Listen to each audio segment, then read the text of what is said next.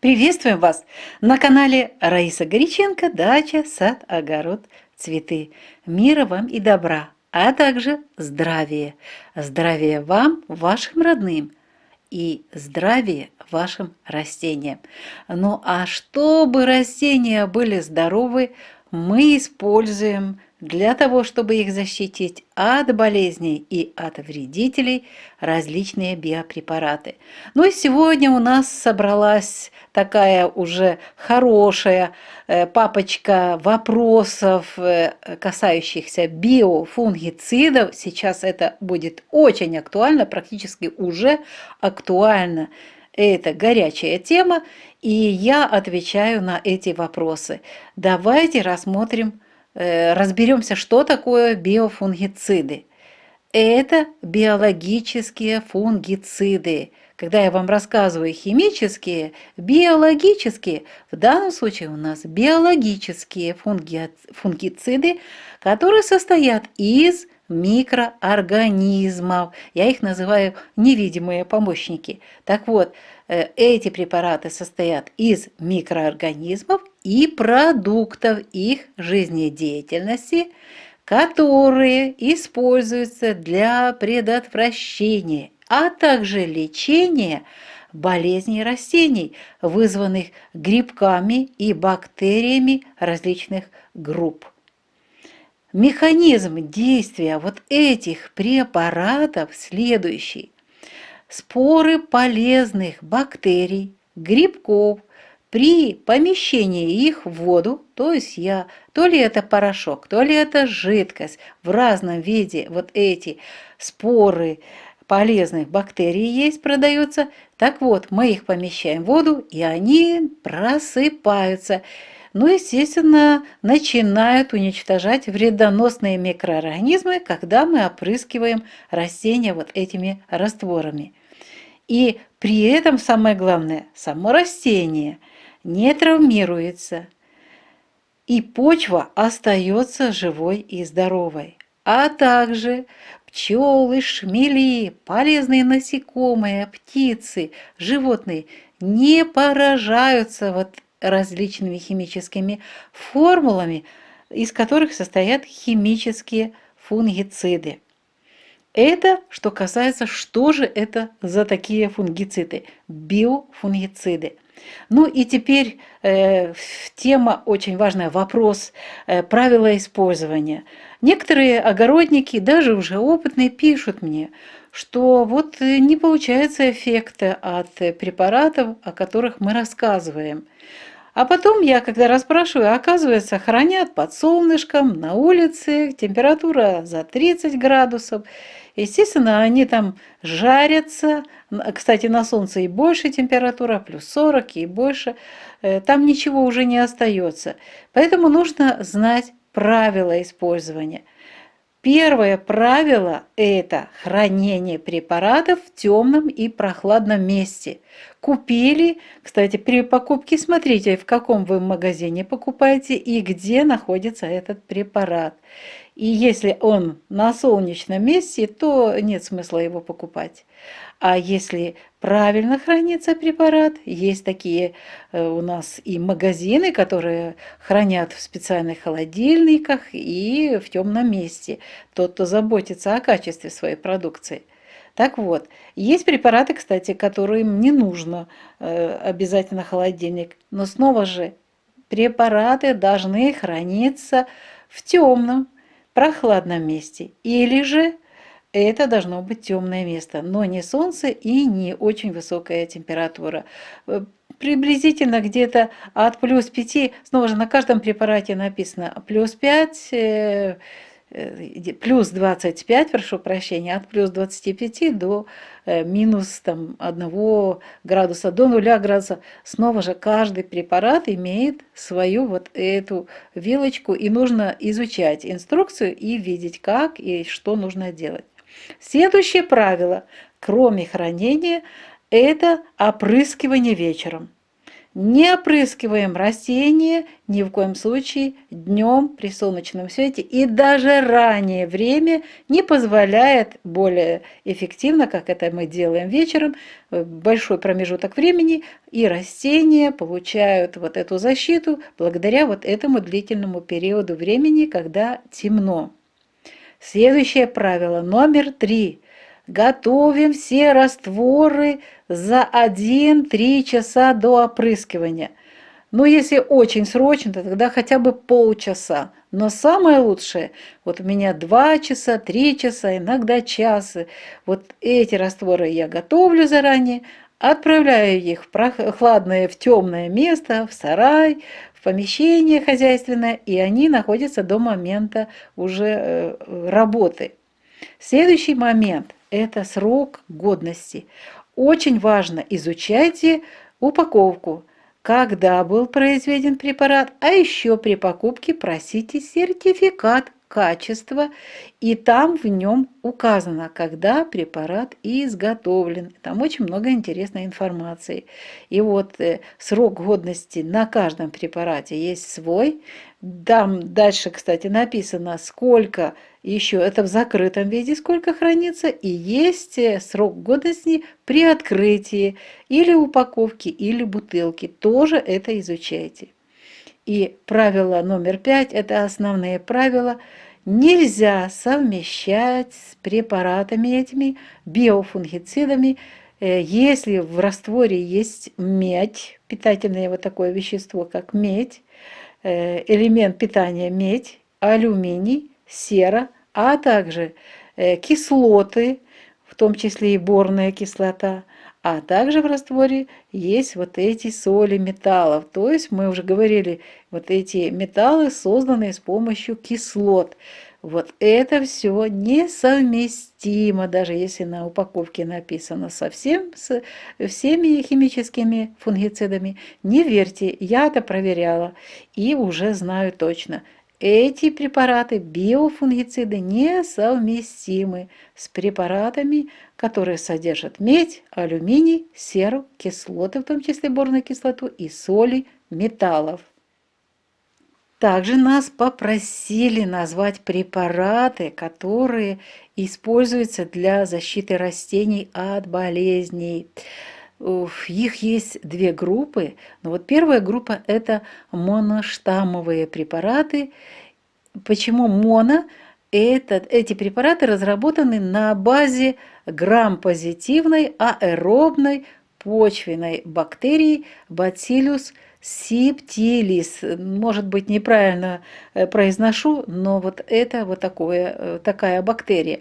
Какие препараты производятся вот на основе вот этой бактерии? Это фитоцид, фитохелп, фитоспорин, вот очень известный для многих, я его использую. Далее фитодоктор, тоже подключилась к его использованию. Бактофит, эко-рост. Вот эти препараты эффективны против фитофторы, корневых гнилей, черной ножки и других болезней. Они усиливают иммунитет и резистентность растений к разного рода заболеваниям. Вторая группа, вот эта группа первой моноштаммовых, это биопрепараты на основе рода триходерма, которые являются антагонистом многих фитопатогенных грибов. Вот это моя любимая группа, это триходермин, трихофит, триходерма, фунгистоп. Ну вот мы активно используем триходермин и трихофит. И еще один очень важный препарат, называю его из как раз моноштаммовой группы, это хетомик. Он активно защищает от разнообразных гнилей, от фузариоза, парши и других заболеваний. Плюс вот этот препарат улучшает питательные возможности растения. Ведь главная основа препарата – это гриб, который заполняет корневую систему. И вот В этом случае он останавливает развитие фитопатогенных грибков, которые вызывают гнили у растений.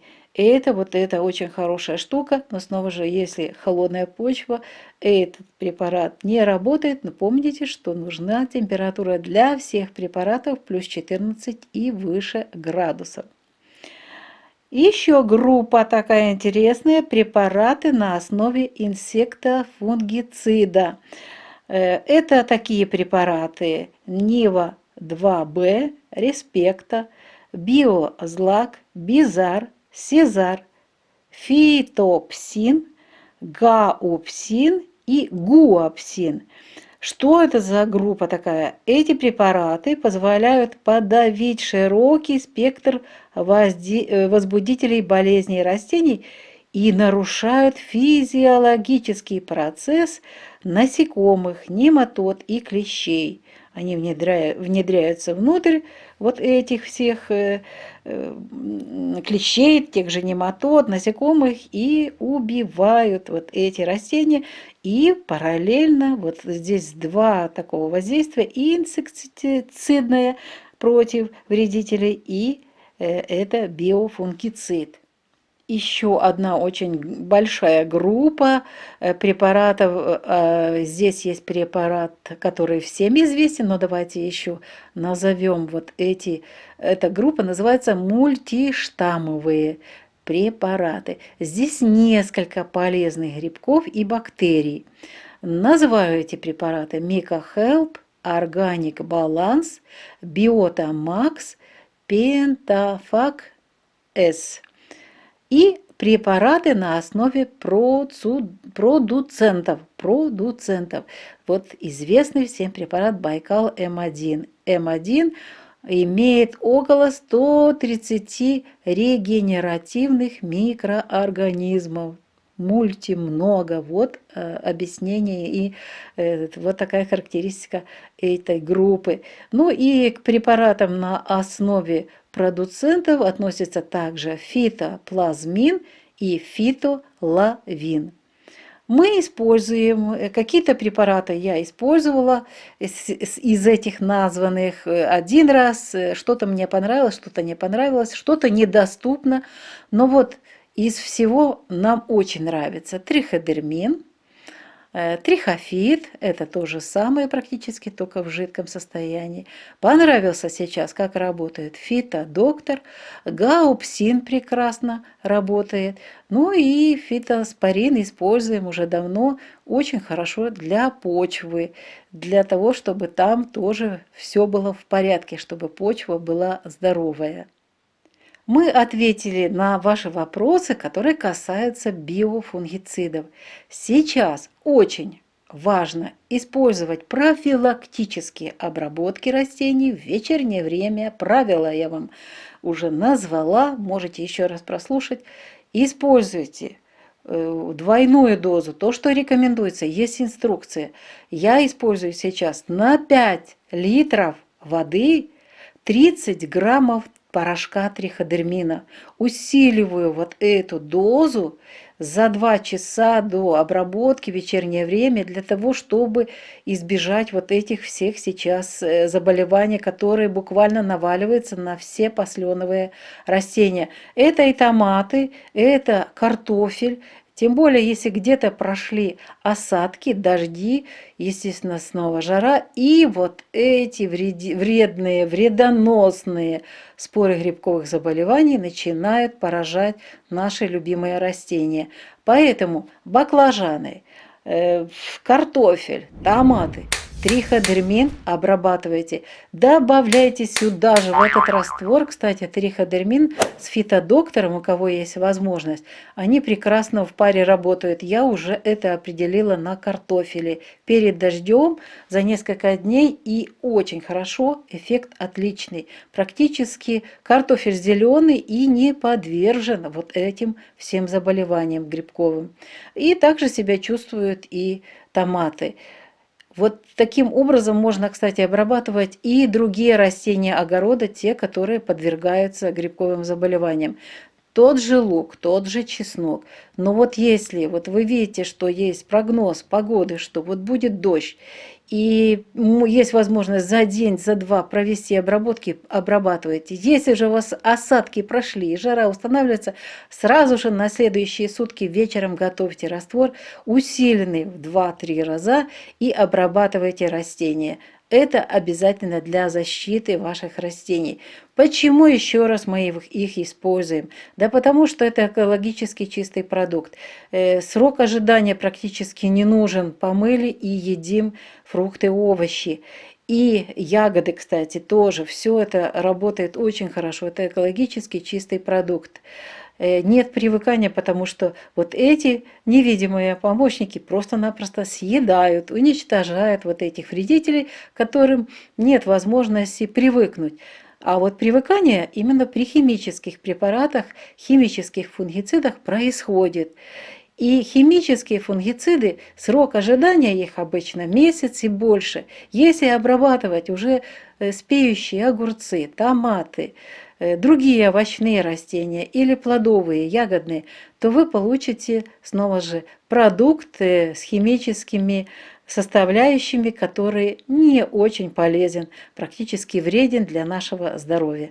Вот такая сегодня очень важная тема, на вопросы, которые я собрала по применению биофунгицидов. Мы вот ответили на ваши вопросы, назвали те препараты, с которыми мы сталкивались, которые есть в сети, торговой сети и в интернете. И вот мы об этой важной теме говорим сегодня, делимся опытом для того, чтобы вы смогли тоже получить возможность выращивать экологически чистые продукты. Никогда не жалейте вот эти препараты, не уменьшайте дозу, увеличивайте. Ничего от этого плохого не случится. Наоборот, эффект лучше. И заранее растворяйте в воде. Это очень важные моменты. И работаем вечером. Повторяю несколько раз, чтобы у вас это запомнилось навсегда. Потому что это будущее. Будущее экологически чистая земля, экологически чистая почва, чистые плоды и здоровые растения, и наше с вами здоровье, и здоровая окружающая среда. Раиса Горяченко, Александр Волик подготовили ответы на ваши вопросы по теме биофунгициды, и мы прощаемся с вами всего-навсего до следующего видео. Пока-пока. Будьте здоровы все. Здоровья всему миру. Пока-пока.